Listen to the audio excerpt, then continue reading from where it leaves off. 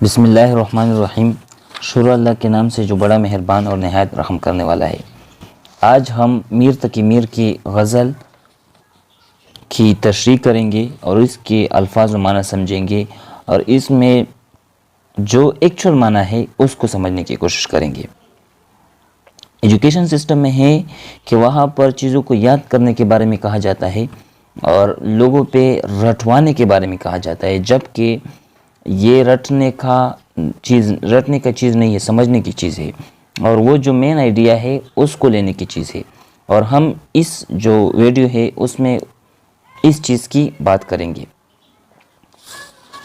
تو اکثر لوگ یہ کتابیں پڑھتے ہیں، ٹھیک ہے نا، لائبریری میں یہ کتابیں پڑھ لیتے ہیں، ان کو اتنے سال نہیں لگتے کیونکہ وہ مین آئیڈیا سمجھنے کی کوشش کرتے ہیں، الفاظ معنی تو ان کو آ ہی جاتا ہے۔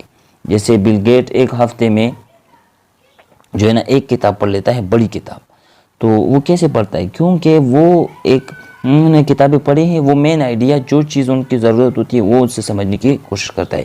تو اس میں بھی ہم پریکٹیکلی چیزوں کو سمجھنے کی کوشش کریں گے۔ کلاس 9 کا پہلا غزل ہے۔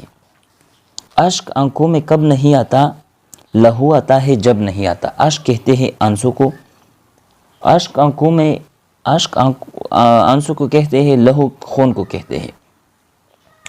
اس میں میر تقی میر کہتا ہے کہ میرے آنکھوں میں جو ہے نا آنسوں کب نہیں آتے، اور پھر جواب دیتا ہے کہ تب نہیں آتے جب خون آتا ہے۔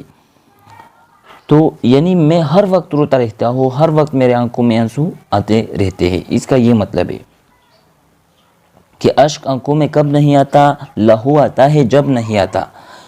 اشک یعنی ہر وقت، اور جب اشک نہیں آتا، اس نے بہت اس میں سنجیدگی اختیار کی ہے کہ جب آنسو نہیں آتے تب خون آتا ہے، تو اتنا میں پریشان ہوں۔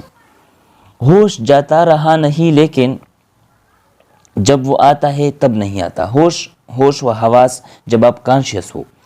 میرا ہوش جو ہے نا نہیں جاتا ہے، میں ہوش میں رہتا ہوں، میں ہوش سے بات کرتا ہوں، اچھی بات کر سکتا ہوں۔ جب وہ آتا ہے تب نہیں آتا۔ جب یہ اس میں اشارہ ہے محبوب کو کہ جب وہ آتا ہے، جب محبوب آتا ہے تب نہیں آتا۔ تب کیا نہیں آتا؟ تب ہوش نہیں آتا۔ جب میں ان سے بات کرتا ہوں تب مجھے ہوش نہیں آتا، میں اپنے ہوش میں نہیں ہوتا ہوں۔ صبر تھا ایک مون سے ہجرا، صبر تھا ایک مون سے ہجرا، سو مدتوں سے اب نہیں آتا۔ صبر کرنا، ایک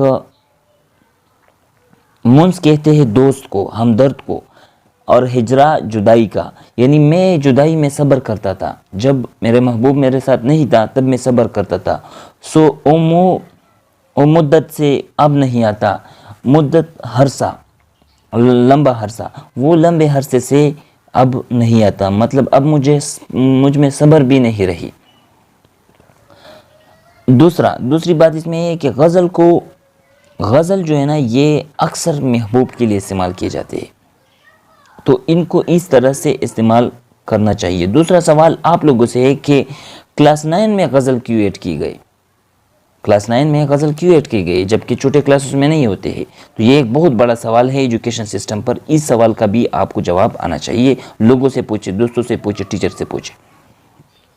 دل سے رخصت ہو گئی کوئی خواہش، گریا کچھ بے سبب نہیں آتا۔ میرے دل سے کوئی خواہش، یعنی اکثر خواہشات رخصت ہو گئے ہیں، رونا مجھے بلا وجہ بے سبب، گریا رونا اور بے سبب بلا وجہ بغیر وجہ کے، جو مجھے رونا آتا ہے یہ تو بے وجہ نہیں آتا، یعنی میرے دل سے جو خواہش تھی یا خواہشات تھے وہ رخصت ہو گئے ہیں، اس وجہ سے مجھے رونا آتا ہے۔ حوصلہ شرط عشق ہے ورنہ بات کا کسی کو ڈب نہیں آتا۔ عشق میں جو عشق جو ہے نا، آپ کسی چیز کی آپ جنون پا لینا، کسی بھی، وہ آپ کا عشق بہت سارے چیزیں، یعنی کچھ کر گزرنے کا عشق، کچھ بہت بڑا کرنے کا عشق، یہ جو ہے نا عشق جو ہے نا چیزیں ہے۔ کرکٹ میں کچھ کرنے کا عشق، ورلڈ ریکارڈ رکھنے کا عشق، اس میں جب آپ کا جو ہے نا عشق دل سے نہیں ہوتا، اکثر مائنڈ کے لیول پہ بھی ہوتا ہے۔ مائنڈ جب دل اور دماغ دونوں اکٹھے ہو جاتے ہیں تب جو ہے نا ایک چیز سے عشق ہوتا ہے، اور دل سے بھی ہو سکتا ہے۔ حوصلہ شرط عشق ہے ورنہ، عشق کرتے ہوئے آپ کو حوصلہ رکھنا پڑتا ہے، 100 سال انتظار کرنا پڑتا ہے، بہت سارا انتظار کرنا پڑتا ہے، ورنہ بات کا کس کو ڈب نہیں آتا، لیکن بات کرنے کا کسی کو ڈب نہیں آتا، ڈب طریقہ، یعنی یہ تو محبوب کی لیول پر بات ہو رہی ہے کہ اگر آپ کو کوئی کچھ کہے یا مطلب اس کو شاعر کو یعنی ان کو کہا جاتا ہے، برا بلا کہا جاتا ہے محبوب کی طرف سے، تو حوصلہ رکھتا ہے، وہ صبر کرتا ہے، اور وہ یہ کہتا ہے کہ یہ عشق کی وجہ سے میں صبر کرتا ہوں، ورنہ بات کرنے کا طریقہ تو مجھے بھی آتا ہے، جی میں کیا ہے اپنے ہمدم، یہ سخن تھا بلب پر سخن تھا بلب نہیں آتا۔ اس میں میر تقی میر کہتے ہیں کہ میرے دل میں بہت کچھ ہے، اور بالکل یہ اچھا اس میں یہ ہوتا ہے کہ آپ کے نفسیات آپ کو پتہ چل جاتا ہے کہ آپ کے نفسیات کیا ہے، آپ کے دل میں کیا ہو رہا ہے، آپ کے دماغ آپ کے معاشرے کا سمجھ آ جاتا ہے، تو اس لیے بھی آپ کو یہ بکس پڑھنے چاہیے۔ ایک کوٹ ہے کہ جو لوگ کتابیں پڑھتے ہیں وہ جو ہے نا، وہ مطلب جو لوگ کتابیں نہیں پڑھتے وہ ایک زندگی جو جیتے ہیں، جو کتابیں پڑھتے ہیں وہ 100 زندگیاں جیتے ہیں، تو لہٰذا آپ کتابیں پڑھنے کی کوشش کریں۔ جی میں کیا ہے اپنے ہمدم، یعنی میرے دل میں کیا ہے میرے دوست، پر سخن تا بلب نہیں آتا، لیکن جب محفل میں بیٹھا ہو تب میرے ہونٹوں پہ نہیں آتا۔ اور یہ اچھا اس کا یہ اچھی بات ہے کہ جب زیادہ اگر کورس دیکھے جائے تو آپ جتنے بھی بڑے لوگ ہوتے ہیں وہ بہت کم بولتے ہیں، تو یہ اچھی بات ہے، اس کو ہر اینگل سے ہم دیکھنے کی کوشش کریں گے، اور پیپر کے لیے آپ کو ورڈز میننگ بھی آ جائیں گے، اور 15-20 تشریح اس سے آپ کر پاؤ گے، ہر لیول کی تشریح آپ اپنے طور سے بھی کرو گے، بک سے بھی پڑھو گے، گائیڈ سے بھی پڑھو گے، اور بہت سارے لوگوں کے سنیں گے تو آپ کو 15-20 پوائنٹ آ جائیں گے، تو آپ مطلب بہت ساری تشریح آپ کر سکو گے۔ دور بیٹا ہے غبار میر ان سے، عشق بین بغیر، ٹھیک ہے نا، بین بغیر، دور بیٹا ہے غبار میر ان سے، عشق بین یا دب نہیں آتا۔ جو میر کا غبار ہے یہ ان سے دور بیٹا ہے، میر کا جو غبار کہتے ہیں گرد کو کہتے ہیں، کس چیز کو؟ گرد کو۔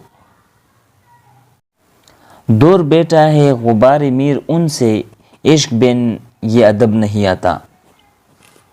غبار میر کا جو غبار ہے، اچھا میر کا غبار مطلب میر غبار، یعنی اس میں غبار کے بہت سارے معنی، میر کا غبار باتوں کا بھی ایک غبار ہو سکتا ہے کہ آپ یعنی میر محبوب کے بارے میں بات کریں تو وہ باتیں ان تک پہنچے اور ان کو مسئلہ ہو، تو وہ باتیں نہیں کرتے تاکہ ان کو مسئلہ نہ ہو، ایسے بہت سارے چیزیں ہیں، لیکن یہاں پر ہم گرد کا گرد ہی معنی لیں گے، تو یعنی میر کا جو گرد ہے، جو پاؤں سے اٹھنے والا گرد ہے، وہ کیا نہیں کرتا،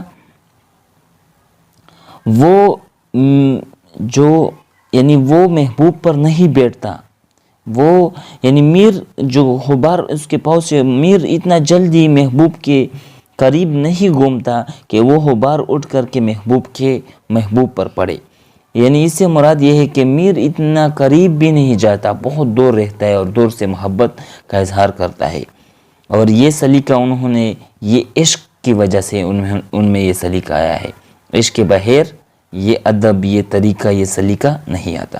تھینک یو سو مچ، امید ہے کہ آپ کو یہ غزل سمجھ آ چکا ہوگا، یہ تو بہت آسان غزل ہے، اور یہ بکس جو ہے نا، یہ آپ ایسے کریں کہ آپ کو ان کے ساتھ بیٹھے، ان کو پڑھے، اور نمبر کے لحاظ سے نہ پڑھے، بس اپنے آپ کو سمجھنے کے لیے پڑھے، معاشرے میں ایک بہتر انسان بننے کے لیے پڑھے، لوگوں سے اپنے انٹلیکٹ کو مضبوط کرنے کے لیے پڑھے، تب آپ کو فائدہ ہوگا، تب آپ کو چیزیں سمجھ آئیں گی۔ Thank you so much.